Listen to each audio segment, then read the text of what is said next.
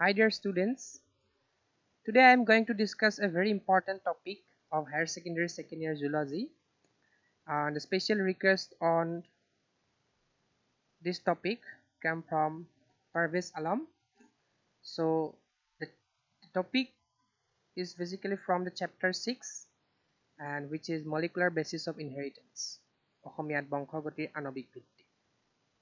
আৰু এই টপিকটো হ'ল আমাৰ হাৰ্শি এণ্ড শ্বেজ এক্সপেৰিমেণ্ট। হাৰ্শি আৰু শ্বেজৰ যিটো পৰীক্ষা আছিলে তেওঁলোকে বিশেষকৈ DNA জিনীয় পদাৰ্থ হিচাপে প্ৰমাণিত কৰিছিল, তাৰ কাৰণে কিছুমান পৰীক্ষা কৰিছিল আৰু সেই পৰীক্ষাটোৰ বিষয়ে আমি অলপমান পঢ়িম। এইটো পৰীক্ষাত আহিয়ে থাকে। তো এই পৰীক্ষাটো জনাৰ কৰাৰ আগতে বা পৰীক্ষাটোৰ বিষয়ে বুজাৰ আগতে আমি DNA আৰু প্ৰটিনৰ গঠনৰ ওপৰত অলপমান আলোকপাত কৰি ল'ম। So first of all we have to look on the DNA structure, basically the molecular structure of DNA. So here you can see this in this diagram. This is the molecular structure of DNA. Here the sugar phosphate backbone is present. This is phosphate molecule, this is sugar molecule, deoxyribose sugar, and again phosphate, then sugar, then phosphate sugars are backbone. And nucleotides means এটা নাইট্ৰজেনত যুক্ত হাৰক বা নাইট্ৰজেনাছ বেছ, এটা ডিঅক্সিৰাইবোজ sugar আৰু এটা phosphate মিলি কেনে কি হয় এটা নিউক্লিওটাইড হয়। আৰু প্ৰত্যেকটা নিউক্লিওটাইডত এটা এটা কি থাকে নাইট্ৰজেনাছ বেছ থাকে। চাৰিটা নাইট্ৰজেনাছ বেছ ডিএনএত থাকে, এডেনিন, থাইমিন, গুৱানিন, সাইটোচিন, তাৰে যিকোনো এটা সুগাৰৰ লগত এটাচ হৈ থাকে। আৰু ডিএনএত সাধাৰণতে তিনি ধৰণৰ বান্ধনি পোৱা যায়। এতিয়া আমি কি ডিএনএত বন্ড পোৱা যায় চাওঁ। এইটো নাইট্ৰজেনযুক্ত হাৰক তোমালোকে গম পাইছাই, এডেনিন। এডেনিনৰ লগত এই যিটো সুগাৰ কি বান্ধনিৰে যুক্ত হৈ আছে, N glycosidic bandhani. N glycosidic, কাৰণ ইয়াতে এডেনিনৰ এন যিটো নাইট্ৰজেন অৰ্থাৎ নাইট্ৰজেনৰ লগত সুগাৰৰ কাৰ্বনৰ যিটো প্ৰথম কাৰ্বন আছে এটাচ হৈ থাকে, গতিকে আমি এইটো এন গ্লাইকোসাইডিক বান্ধনি বুলি ক'ব পাৰোঁ। তাৰপিছত সুগাৰ মলিকুলবিলাক অৰ্থাৎ যিবিলাক আমাৰ ডিঅক্সিৰাইবোজ সুগাৰ আছে, ডিঅক্সিৰাইবোজ সুগাৰবিলাক আকৌ ফসফেট মলিকুলবিলাকৰ লগত কি বান্ধনিৰে জোৰা লাগি থাকে, ফস্ফোডাইএষ্টাৰ বান্ধনিৰে জোৰা লাগি থাকে। সো ইয়াতেও এটা ফস্ফোডাইএষ্টাৰ বান্ধনি এইটো, আৰু এইটো হ'ল আমাৰ ফস্ফোডাইএষ্টাৰ বান্ধনি। তাৰপিছত নাইট্ৰজেনাছ বেছবিলাক যিবিলাক নাইট্ৰজেনযুক্ত হাৰক আছে, এতিয়া এডেনিন আৰু থাইমিনে বেছ হাইড্ৰজেন বান্ধনিৰে জোৰা লাগি আছে, গতিকে হাইড্ৰজেন বান্ধনিটো উইক বন্ড হয়। গতিকে আমি ডিএনএত তিনি ধৰণৰ বান্ধনি পালোঁ। নাইট্ৰজেনাছ বেছবিলাকৰ মাজত কি বান্ধনি থাকে, হাইড্ৰজেন বান্ধনি। নাইট্ৰজেনাছ বেছ আৰু সুগাৰ মলিকুল অৰ্থাৎ যিবিলাক ডিঅক্সিৰাইবোজ সুগাৰ আছে, ডিঅক্সিৰাইবোজ শৰ্কৰা আছে, সেইবিলাকৰ মাজত কি বান্ধনি থাকে, এন গ্লাইকোসাইডিক বান্ধনি থাকে। আৰু সুগাৰ আৰু ফসফেটবিলাকৰ মাজত কি বান্ধনি থাকে, ফস্ফোডাইএষ্টাৰ বান্ধনি থাকে। এতিয়া ইয়াতে আমি এই যিবিলাক ষ্ট্ৰাকচাৰ আছে তাৰ ভিতৰত আমি ফসফেট মলিকুলটোৰ ওপৰত গুৰুত্ব দিম। এই ফসফেট মলিকুলটো যদি চাওঁ, ফসফেট মলিকুলটো দেখিবলৈ এনেকুৱা হয়। অৰিজিনেলি এইটো এটা ফসফৰিক এচিড মলিকুল, অৰ্থফসফৰিক এচিড বুলিও কোৱা হয়, H3PO4, H3PO4। এতিয়া এই যিটো H3PO4, এই H3PO4ৰ পৰা কি হয়, যিবিলাক প্ৰটনবিলাক যদি ওলাই যায় তেতিয়া আমি কি পাওঁ, এটা ফসফেট মলিকুল পাওঁ। এই ফসফেট মলিকুলবিলাকে কি হয়, আমাৰ নিউক্লিওটাইডৰ লগত নিউক্লিওচাইডৰ লগত জোৰ লাগি নিউক্লিওটাইড হয়। এতিয়া ডিএনএ যিবিলাক আমি সাধাৰণতে চকুৰে দেখা নাপাওঁ, গতিকে কোনটো ঠাইত চেলৰ পাৰ্টিকুলাৰ এটা ঠাইত ডিএনএ আছে বা সেই পাৰ্টিকুলাৰ ডিএনএটো ক'ত গৈছে ক'ত যোৱা নাই বা ডিএনএটোৰ প্ৰেজেন্স এবচেন্স এইটো চাবৰ কাৰণে ডিএনএ বিলাকক লেবেলিং কৰিব লাগে। ডিএনএ লেবেলিং কৰিব লাগিলে কিছুমান এটম লেবেলিং কৰা হয়, বিশেষকৈ এলিমেণ্টবিলাক। এতিয়া ডিএনএত কি এটম থাকে আমি গম পালোৱে, নাইট্ৰজেন, হাইড্ৰজেন, কাৰ্বন, অক্সিজেন, তাৰপিছত ফসফৰাছ। এতিয়া ইয়াৰ ভিতৰত কোনটো ইউনিক হয়, অৰ্থাৎ কোনটো কেৱল ডিএনএতহে থাকে, বেলেগ ক'তো নাথাকে। ইয়াৰ ভিতৰত ফসফৰাছ যিটো আছে, আমাৰ যিটো ফসফৰাছ যিটো এটম আছে বা এলিমেণ্ট হৈছে, সেইটো কেৱল ডিএনএতহে পোৱা যায়, সেইটো প্ৰটিনত নাপায়। আৰএনএত পায়, নিউক্লিক এচিড হিচাপে থাকে, নিউক্লিক এচিডত পোৱা যায় ডিএনএ আৰএনএ বিলাকত, কিন্তু প্ৰটিনত নাপায় বা কাৰ্বহাইড্ৰেটত ফসফৰাছটো পোৱা নাযায় জেনেৰেলি। গতিকে আমি লেবেলিং কৰিব লাগিলে ফসফৰাছটো লেবেলিং কৰিব লাগিব। ফসফৰাছটো লেবেলিং কৰা যিটো প্ৰক্ৰিয়া সেইটো কোৱা হয় P32 ৰেডিঅ' লেবেলিং, অৰ্থাৎ P32 তেজস্ক্ৰিয় চিহ্নিতকৰণ। তেজস্ক্ৰিয় সমস্থানিবিলাক তোমালোকে কেমেষ্ট্ৰিত পাইছা, তাত বিশেষকৈ কি কৰা হয়, সেই এনেকুৱা এটা মিডিয়ামত ৰখা হয় সেই মলিকুলটো, তাৰপিছত ফলত কি হৈ যায়, সেই যিটো পাৰ্টিকুলাৰ এটম আছে সেই এটমটো কি হৈ যায়, আইচোটপ, ৰেডিঅ' আইচোটপ হৈ যায়। আৰু কি হয়, ৰেডিঅ' আইচোটপ বিলাকৰ কাম হ'ল কি যেতিয়া তাৰ মাজেদি আমি ৰেডিয়েশ্যন পঠাও সেই মলিকুল বিলাকৰ মাজেদি বা আমি যদি কিবা ফ্লুৰসেন্স লাইট পঠাই দিওঁ তেতিয়াহ'লে সেই মলিকুল বিলাকে কি কৰে ফ্লুৰসেন্স দেখুৱায় ফ্লুৰসেন্স মানে স্ফুৰদীপ্তি বুলি কয় যিটো তোমালোকে ফিজিক্সত পাবা যে ফ্লুৰসেন্স লাইট শ্ব' কৰে বা ফ্লুৰসেন্স মানে প্ৰপাৰ্টিটো দেখুৱায় গতিকে নিউক্লিঅটাইড বিলাককো যদি আমি কি কৰি দিওঁ লেবেল কৰি দিওঁ বিশেষকৈ ফসফৰাছটো যদি আমি লেবেল কৰি দিওঁ ইয়াতে চোৱা এইটো নিউক্লিঅটাইড ট্ৰাইফসফেট এইটো হ'ল এডিনিন এইটো হ'ল তোমাৰ ডিঅক্সিৰাইবছ চুগাৰ আৰু এইটো হ'ল তিনিটা ফসফেট গতিকে এডেনোসাইন ট্ৰাইফসফেট এটিপি বুলিও কয় জানে তোমালোকে ইয়াতে এইটো আলফা ফসফেট তাৰপিছত বিটা ফসফেট গামা ফসফেট তিনিটা ফসফেট থাকে আৰু যিটো আলফা ফসফেট আছে আলফা ফসফেটত আমি কি কৰোঁ জেনেৰেলি ৰেডিঅ' লেবেলিং কৰোঁ ৰেডিঅ' লেবেলিং কৰাৰ পিছত এই দুটা ফসফেট ওলাই যায় তো এটিপিৰ পৰা আমি এডিনোসাইন মনোফসফেট পাওঁ এডিনোসাইন মনোফসফেট বিলাক ইয়াতে থাকিব এইটো এটা এডিনোসাইন মনোফসফেট গতিকে আলটিমেটলি এনেকৈ আমি কি কৰিব ডিএনএ বিলাক লেবেলিং কৰিব পাৰোঁ ডিএনএ লেবেলিংটো এইকাৰণে কৰা হয় যাতে কি কৰা হয় সেই ডিএনএটো পাৰ্টিকুলাৰ মলিকুলটো বা পাৰ্টিকুলাৰ ডিএনএডাল কোন ঠাইত আছে বা আছে নে নাই সেইটো প্ৰমাণ চাবৰ কাৰণে ডিএনএটো লেবেলিং কৰা হয় তাৰপিছত আহিলোঁ প্ৰটিন লেবেলিং প্ৰটিনবিলাককো লেবেলিং কৰিব পাৰি এতিয়া প্ৰটিনবিলাক লেবেলিং কৰিব লাগিলে আমি প্ৰটিনৰ ষ্ট্ৰাকচাৰটোৰ বিষয়ে অলপমান জানি ল'ব লাগিব তোমালোকে ফাৰ্ষ্ট ইয়াৰত ইতিমধ্যে পঢ়ি আহিছাই যে প্ৰটিনৰ 4 ধৰণৰ ষ্ট্ৰাকচাৰ পোৱা যায় প্ৰাইমাৰী সেকেন্ডাৰী টাৰ্চিয়াৰী আৰু কোৱাটাৰ্নাৰী প্ৰাথমিক গঠন গৌণ গঠন বা দ্বিতীয়ক গঠন তৃতীয়ক গঠন আৰু চতুৰ্থ মহাকল্পীয় গঠন 4 ধৰণৰ প্ৰটিন ষ্ট্ৰাকচাৰ পোৱা যায় এতিয়া এই 4 ধৰণৰ প্ৰটিন ষ্ট্ৰাকচাৰৰ ভিতৰত সকলো প্ৰটিনতে কি থাকে 20টা এমিনো এচিড থাকে তোমালোকে পঢ়ি আহিছা 20টা এমিনো এচিডৰে কি হয় প্ৰত্যেকটো প্ৰটিন গঠিত গতিকে এইডাল হ'ল এটা প্ৰটিনৰ ষ্ট্ৰাকচাৰ এই প্ৰটিনটো যদি ষ্ট্ৰাকচাৰটো আমি যদি চাওঁ ইয়াতে পলিপেপটাইডবিলাক থাকে বিভিন্ন ধৰণৰ পলিপেপটাইড আলফা হেলিক্স বিটা এচিড তোমালোকে ফাৰ্ষ্ট ইয়াৰত পাইছা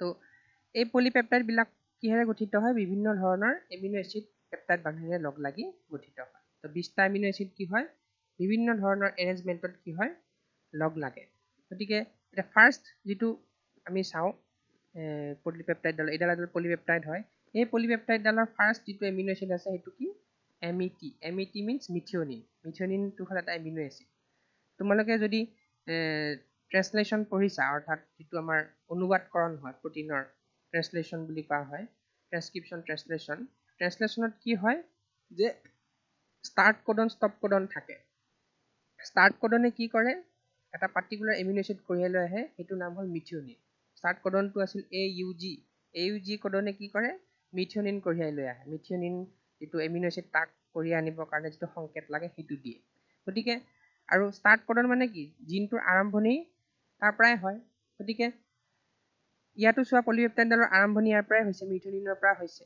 আৰু মিথিঅনিনটো এইকাৰণে ইয়াতে মই দেখাইছোঁ যে মিথিঅনিনত এনেকুৱা এটা এটম থাকে বা এনেকুৱা এটা এলিমেণ্ট থাকে যিটো এলিমেণ্ট কি নাথাকে নিউক্লিক এচিডত নাথাকে ডিএনএ আৰএনএত নাথাকে এতিয়া তোমালোকে চোৱা অক্সিজেন এইটো মিথিঅনিনৰ ষ্ট্ৰাকচাৰ হয় মিথিঅনিনৰ ষ্ট্ৰাকচাৰ তোমালোকে অক্সিজেনটো ডিএনএটো থাকে আৰএনএটো থাকে হাইড্ৰজেনো থাকে ডিএনএ আৰএনএত নাইট্ৰজেনো থাকে তাৰপিছত এইবিলাক কাৰ্বন যিবিলাক মানে দিয়া নাই এইবিলাক হ'ল কাৰ্বনো থাকে ক'ত ডিএনএ আৰএনএত থাকে কিন্তু ছালফাৰটো কি নাথাকে ডিএনএ আৰএনএত নাথাকে গতিকে আমি ডিএনএ আৰু আৰএনএক যদি বেলেগ বেলেগকৈ লেবেলিং কৰিব লাগে ডিএনএৰ কাৰণে আমি স্পেচিফিকেলি কি পাইছিলোঁ ফসফৰাছ অৰ্থাৎ ডিএনএত স্পেচিফিকেলি ফসফৰাছ পোৱা যায় আৰু আৰএনএত প্ৰটিনত স্পেচিফিকেলি কি পোৱা যায় ছালফাৰ পোৱা যায় গতিকে মিথিঅনিনত কি হয় এইটো ছালফাৰ গতিকে ছালফাৰে কি কৰে আমি ছালফাৰটো লেবেলিং কৰিব পাৰোঁ ছালফাৰটো যদি লেবেলিং কৰোঁ সেইটো কোৱা হয় S35 লেবেলিং বুলি কোৱা radio' labelling S35 radio' labelling of মিথিঅনিনৰ S35 ট্ৰেজষ্টে চিহ্নিত কৰে গতিকে এইটো যিটো ছালফাৰ আছে ছালফাৰটো R গ্ৰুপত থাকে R গ্ৰুপ তোমালোকে জানা এমিনো এচিডবিলাকৰ R গ্ৰুপ এটা থাকে বেলেগ বেলেগ প্ৰত্যেকটা এমিনো এচিডৰ R গ্ৰুপবিলাক বেলেগ বেলেগ হয় গতিকে মিথিঅনিন এমিনো এচিডৰ R গ্ৰুপত কি থাকে ছালফাৰ থাকে আৰু সেইটো যদি আমি লেবেলিং কৰোঁ তেনেহ'লে আমি সেই পাৰ্টিকুলাৰ প্ৰটিনটো ক'ত আছে নাই আমি গম পাম আৰু প্ৰত্যেকটা প্ৰটিনতে জেনেৰেলি কি থাকে মিথিঅনিন থাকে কাৰণ প্ৰত্যেকটা প্ৰটিনে কি হয় ট্ৰেন্সলেশ্যন হৈ কেনে হয় আৰু ট্ৰেন্সলেশ্যন হ'বৰ কাৰণে ষ্টাৰ্ট কোডন লাগিব ষ্টাৰ্ট কোডনে কি কৰে মিথিঅনিন এমিনো এচিড কঢ়িয়াই লৈ আহে আৰু মিথিঅনিন এমিনো এচিডত কি থাকে ছালফাৰ থাকে গতিকে আল্টিমেটলি পৃথিৱীত যিমান প্ৰটিন আছে চবতে মিথিঅনিন এমিনো এচিডটো থাকিব আৰু তাত ছালফাৰো থাকিব গতিকে আমি যিকোনো প্ৰটিন লেবেলিং কৰিবৰ কাৰণে আমি মিথিঅনিন এমিনো এচিডটো মিথিঅনিন এমিনো এচিডত যিটো ছালফাৰ আছে সেইটো আমি ৰেডিঅ' লেবেলিং কৰিব পাৰোঁ গতিকে এইখিনি হ'ল আমাৰ radio' labelling DNA radio' labelling আৰু প্ৰটিনৰ ৰেডিঅ' লেবেলিং। এতিয়া আমি আহোঁ বেক্টেৰিঅফেজৰ বিষয়ে জানি ল'ব লাগিব। তোমালোকে ফাৰ্ষ্ট ইয়াৰটো অলপমান পঢ়িছা যে বেক্টেৰিঅফেজবিলাক কেনেকুৱা ধৰণৰ বস্তু। বেক্টেৰিঅফেজবিলাক অন্য একো নহয়, এইবিলাক ভাইৰাছ হয়। নাম বেক্টেৰিঅফেজ, কিন্তু বেক্টেৰিয়া নহয়। বেক্টেৰিয়াক আক্ৰমণ কৰা ভাইৰাছ, অৰ্থাৎ ইহঁতি কি কৰে বেক্টেৰিয়াবিলাকক মানে সংক্ৰমণ কৰে বা ইনফেকশ্যন কৰে। The bacteriophages are those viruses which infect bacteria. So, এইটো এটা বেক্টেৰিয়াফেজৰ গঠন। তোমালোকে দেখা পাইছা ষ্ট্ৰাকচাৰ অফ বেক্টেৰিয়াফেজ।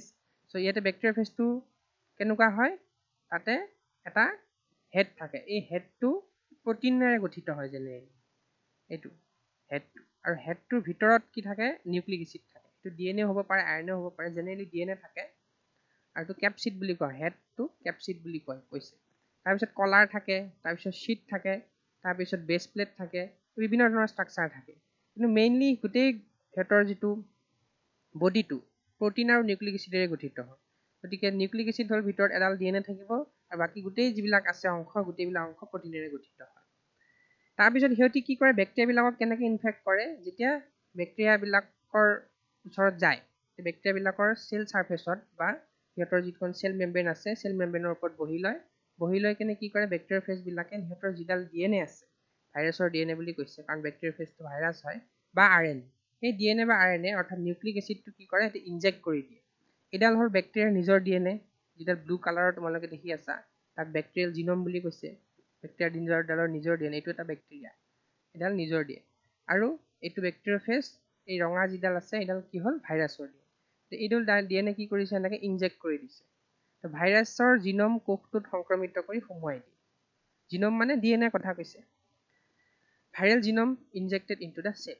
তো DNA সোমোৱাই দিয়াৰ পিছত কি হয়, আইদাৰ সেই DNAডাল বেক্টেৰিয়াৰ যিটো কিছুমান দেহত কিছুমান ৰেষ্ট্ৰিকশ্যন এনজাইম থাকে, তোমালোকে পঢ়িছা বায়'টেকনলজিত, ৰেষ্ট্ৰিকশ্যন এনজাইমে কাটি দিয়ে, নহ'লে হয়তো সেই DNAডাল কি হয়, বেক্টেৰিয়াটোৰ দেহত ইনকৰ্পৰেটেড হৈ যায়। বিশেষকৈ সিহঁতৰ জিনমৰ লগত ইনকৰ্পৰেটেড হৈ যায়, অৰ্থাৎ বেক্টেৰিয়েল জিনমৰ লগত লগ লাগি যায়। গতিকে এনেকৈ কি কৰে, বেক্টেৰিয়াফেজবিলাকে বেক্টেৰিয়াবিলাকক ইনফেকশ্যন কৰে। এই তিনিটা বস্তুৰ বিষয়ে আমি আগতে জানি ল'ব লাগিব হাৰ্ছে এণ্ড চেজৰ এক্সপেৰিমেণ্টৰ বিষয়ে জনাৰ আগতে। কাৰণ হাৰ্ছে আৰু চেজে কি কৰিছিলে, এই বেক্টেৰিয়াফেজৰ ওপৰতে কাম কৰিছিলে, বিশেষকৈ বেক্টেৰিয়াফেজ আৰু কলাই বেক্টেৰিয়া, এস্কেৰিচিয়া কলাই বেক্টেৰিয়াটোৰ ওপৰত কাম কৰিছিলে। এতিয়া চাওঁ যে Alfred হাৰ্ছে and Martha Chase experiment in 1952 on DNA as a genetic material, অৰ্থাৎ DNA জিনীয় পদাৰ্থ হিচাপে প্ৰমাণ কৰিবৰ কাৰণে তেওঁলোকে কিছুমান পৰীক্ষা কৰিছিলে, আৰু 1952 চনত এই পৰীক্ষাটো কৰিছিলে তেওঁলোকে। আৰু এই পৰীক্ষাটোৰ মতে এওঁ হ'ল তোমাৰ আলফ্ৰেড হাৰ্ছে আৰু এওঁ হ'ল মাৰ্থা চেজ। So according to them, DNA is the only genetic material which is passed from virus. Virus means আমাৰ বেক্টেৰিয়াফেজ যিটো কথা কৈছে, ভাইৰাছ হিচাপে বেক্টেৰিয়াফেজৰ কথা কোৱা হৈছিলে, টু বেক্টেৰিয়া। ভাইৰাছৰ পৰা বেক্টেৰিয়ালৈ কি হয়, DNAটোহে কি হয়, পাছ হয়, প্ৰটিনটো নহয়। প্ৰটিন মানে কাৰ প্ৰটিন, বেক্টেৰিয়াফেজৰ প্ৰটিন। তেওঁলোকৰ মতে DNAহে একমাত্ৰ জিনীয় পদাৰ্থ যিয়ে ভাইৰাছ অৰ্থাৎ বেক্টেৰিয়াফেজৰ পৰা বেক্টেৰিয়াৰ দেহলৈ পৰিবাহিত। DNAটোহে পৰিবাহিত হয়, প্ৰটিনটো নহয়। কেনেকৈ পৰিবাহিত হয় সেই কথাটো তেওঁলোকে প্ৰমাণ কৰিছিল। চোৱা, এইটো এক্সপেৰিমেণ্ট, এই এক্সপেৰিমেণ্টটোত তোমালোকে চোৱা, মই ইংলিছ মিডিয়ামৰ কিতাপৰ পৰাও তুলি দিছোঁ আৰু অসমীয়া মিডিয়ামৰ কিতাপৰ পৰা তুলি দিছোঁ, মই বেলেগ বেলেগকৈ বুজাই দিম। চোৱা, first of all we have to know' the how they perform this experiment. So' এইটো বেক্টেৰিয়া হয়, চৰি বেক্টেৰিয়াফেজ হয়, দুইটা বেক্টেৰিয়াফেজ হয়। এই দুইটা বেক্টেৰিয়াফেজৰ যিবিলাক DNA আছে, বিশেষকৈ ইয়াতে যিটো ৰেড কালাৰ দিয়া আছে, চোৱা, দুইটা বেক্টেৰিয়াফেজ হয়। তো radio' active S35 level protein capsule, অৰ্থাৎ এই গোটেই বডিটো প্ৰটিনেৰে গঠিত হয় বেক্টেৰিয়াফেজৰ, এক্সেপ্ট নিউক্লিক এচিড। এই গোটেই প্ৰটিনটো কি কৰিছে, ৰেডিঅ' লেভেল কৰিছিলে, ৰেডিঅ' এক্টিভ S35 লেভেল, অৰ্থাৎ ছালফাৰ 35 দি কি কৰিছিলে, ৰেডিঅ' এক্টিভ S35 দি লেভেল কৰি লৈছিলে। অৰ্থাৎ এই প্ৰটিনটো তেওঁলোকে য'ত যায় বা সেই প্ৰটিনটো কোন ঠাইত আছে বা নাই সেই প্ৰমাণটো পাবৰ কাৰণে তেওঁলোকে ৰেডিঅ' লেভেল কৰি লৈছিলে। ঠিক তেনেকৈ এই ধৰণৰ বেক্টেৰিয়া, দুই ধৰণৰ বেক্টেৰিয়াফেজ লৈছিলে।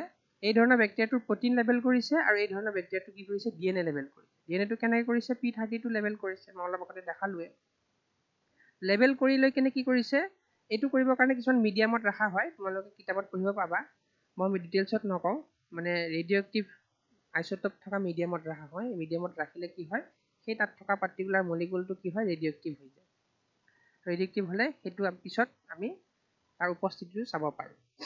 তাৰপিছত চোৱা, দুইটাকে কি কৰিছে ইকলাই ভাইৰাছক ইকলাই বেক্টেৰিয়াক এনে কি কৰি ইনফেকশ্যন কৰিব দিছে সংক্ৰমণ কৰিব দিছে ইয়াতো হৈছে সংক্ৰমণ তো ইকলাই বেক্টেৰিয়াক যদি মানে ইনফেক্ট কৰে ইনফেক্ট কৰিলে কি হ'ব ইনফেকশ্যনত আমি আগতে পঢ়ি আহিছোঁ ইয়াতে বেক্টেৰিয়াফেজে সদায় নিজৰ ডিএনএডালহে সোমোৱাই দিয়ে বা আৰএনএডালহে সোমোৱাই দিয়ে অৰ্থাৎ নিউক্লিক এচিডহে সোমোৱাই দিয়ে প্ৰটিন সোমোৱাই নিদিয়ে গতিকে ইয়াতে চোৱা ইউ নিজৰ প্ৰটিন নেকি নিউক্লিক এচিডটো সোমাই দিলে ইউ নিজৰ নিউক্লিক এচিডটো সোমাই দিলে ইয়াৰ আছিলে ব্লু ব্লেক কালাৰ ইয়াৰ আছিলে ৰেড কালাৰ তো সোমোৱাই দিলে সোমোৱাই দিয়াৰ পিছত কি ক'লে পিছত সেই বেক্টেৰিয়া মানে কি কৰিলে এটা ব্লেন্ডিং কৰা বুলি কয় ব্লেন্ডিং কৰা মানে হ'ল মিশ্ৰণ অৰ্থাৎ ব্লেন্ডাৰ যন্ত্ৰ বা আমাৰ যিটো মিক্সাৰ আছে মিক্সাৰ গ্ৰাইণ্ডাৰ দি কি কৰিছিলে সিহঁতক মানে ছেপাৰেট কৰিলে বিশেষকৈ বেক্টেৰিয়াবিলাক আৰু এই প্ৰটিন মানে কোনবিলাক এই যিবিলাক সিহঁতৰ বডিটো বাহিৰত থাকি গ'ল নিউক্লিক এচিডখিনিহে ভিতৰত সোমাই গ'ল কিন্তু